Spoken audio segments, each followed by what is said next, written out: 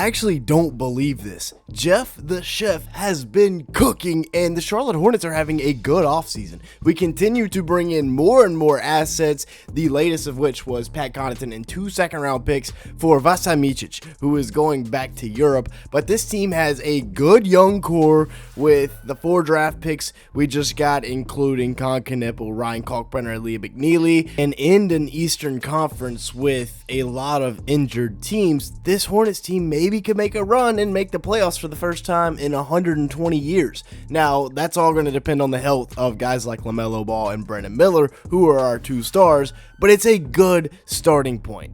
And when I say Jeff Peterson is cooking, I'm talking straight cooking, 5-course meal, because this man has been a chef all offseason. They get 2 second-round picks just to take on Pat Connaughton's contract. Vasa Micic is going back to Europe, so that doesn't even matter. He signs a couple of vets with Mason Plumlee back in Charlotte, and then Spencer Dinwiddie as well, who I think will be a great veteran addition to this squad to have coming off the bench. Tre Mann is also back. This is a big-time deal because I think it's one of the best value deals of the offseason. 3 years, $24 million, and CBS Sports is out here talking about it's one of the worst contracts. Like, what? 3 years, $24 million for a guy in Trey Mann who was dynamite last year off the bench. 14 a game with 3 rebounds, 3 assists in 24 minutes a night as a 23-year-old. Shot 44% from the field and 40% from 3 on 4.5 attempts a game. And we're saying $8 million a year is overpaid? Now, I know he only played in 13 games and there are injury concerns, but he's going to way outplay his contract by the time that thing is over. I mean, we've got an electric 1-2 guard punch coming off the bench now, whereas instead of Vasa Micic and Josh Green, we got Collin Sexton and Tre Mann for a full season. Now, the defense is not going to be there, and usually you don't want your GM on the phone with Danny Ainge, but this time, Jeff Peterson got it done because we got Collin Sexton for Nurkic, and we got a second-round pick out of this deal. Sexton's a guy that averaged 18.5 points and 4 assists last year in just 28 minutes a game on elite efficiency. This is a steal. And he's got a big-time motor, great attitude. He's going to help change the culture here in Charlotte. Now, I know he's only 6'2" with a 6'7" wingspan, and between Tre Mann and Collin Sexton, it's not going to be the best on defense. We're just going to try to outscore you, especially with our bench unit. Now, Grant Williams and Josh Green will provide some perimeter defense, but yeah, the guards are not going to be it. The per 36 numbers, however, for Collin Sexton are really good. Almost 24 a game with 5.5 assists. I will take that all day long. A guy that can really operate out of the pick and roll, can score from all 3 levels. He's quietly become one of the most efficient scorers in the league, and nobody's talking about it. And speaking of efficient scoring, we bring in Konipple, whereas I usually say don't go fit over skill set in the top 5, where you had Trey Johnson and Ace Bailey available. Well, one of them didn't even want to play for you, and the other one, we don't need another shot chucker here in Charlotte. Konipple is going to fit into this lineup perfectly. We are a starting caliber center away, but maybe Moussa Diabate surprises a lot of people. But between LaMelo, Miles Bridges, and Brandon Miller, we needed a guy that is about 6'6", with a 6'6" wingspan, that can come in and knock down threes,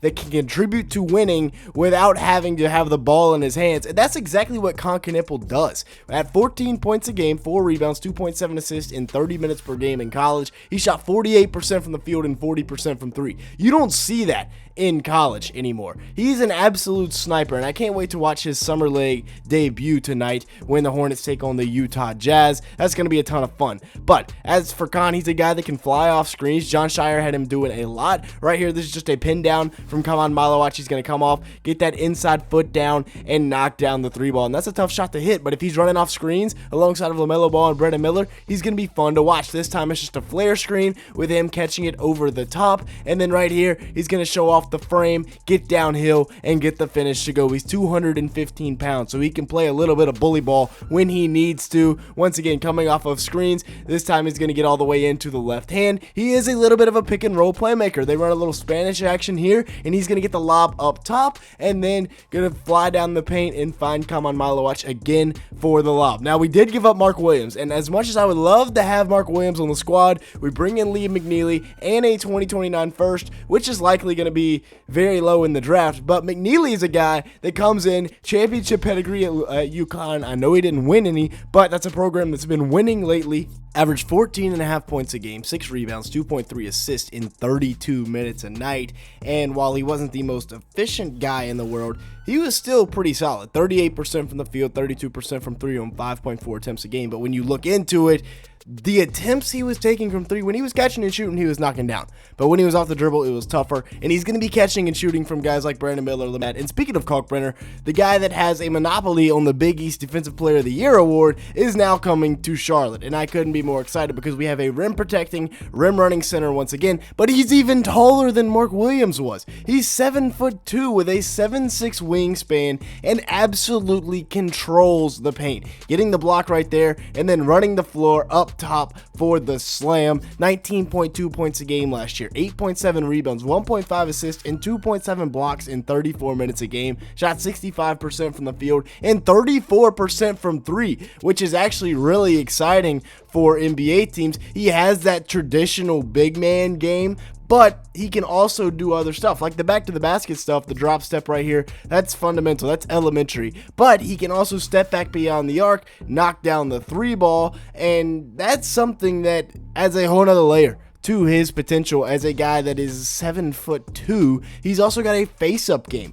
Watch right here as he turns around, rips through, and then one dribble spin move back to his left hand for the easy layup. Now, I know that's against University of Texas, Rio Grande or something like that, but still, he's showing that he can do it. He's a 4-time Defensive Player of the Year in college. Bringing that to Charlotte, can't wait. And another lockdown defender, tough, hard-nosed defender in Sion James that is coming to Charlotte as well. Really excited for him. Only averaged 8.6 points and 4.2 rebounds last year at Duke. He was playing the point guard role. He was playing the quarterback role, finding everybody. 52% shooting from the field, 41% from 3 on 2 attempts. He's a big dude as well. At 6'6" with a 6'7" wingspan, and he's built like a NFL linebacker at 220 pounds, ready to meet somebody in the A-gap. He looks like he can come in and provide a spark in Charlotte. Maybe not right away because we got a ton of guard depth, but in a couple of years, when maybe if we don't re-sign Collin Sexton or if Spencer Dinwiddie doesn't come back, then it's the Sion James show. Remember, he averaged 14 and 5.5 at Tulane just a couple of years ago, and all 4 of the rookies that we're bringing in have one thing in common: championship DNA. They come from winning programs, and that's what we need here in Charlotte. We now have this starting lineup. I think this is what it should be, with Khan at the 2 and Musa at the 5, and then this will be our bench unit, which is really exciting. And then sprinkled in here and there, maybe Mason Plumlee starts out the year as the backup 5, and we also have Spencer Dinwiddie that can come in for spurts, and then maybe, just maybe, Tijon Salon can come in and be a dog for the Charlotte Hornets. I'm not betting on it, though. As for our salary cap space, we're still $24 million under the first apron. So we can be active at the deadline, absorbing contracts. We have some expiring deals going into next season, like Pat Connaughton's $10 million. So we will have even more cap space next year if we wanted to go out and make a run at somebody. It's honestly a good time to be a Charlotte Hornets fan, and that's not something you hear very often. With that being said, though, that's going to be it for today's video. Thank you so much for watching. Make sure to hit the like button, leave me a comment down below, and hit that subscribe button if you did enjoy at any point. And with that being said, thanks so much for watching today's video.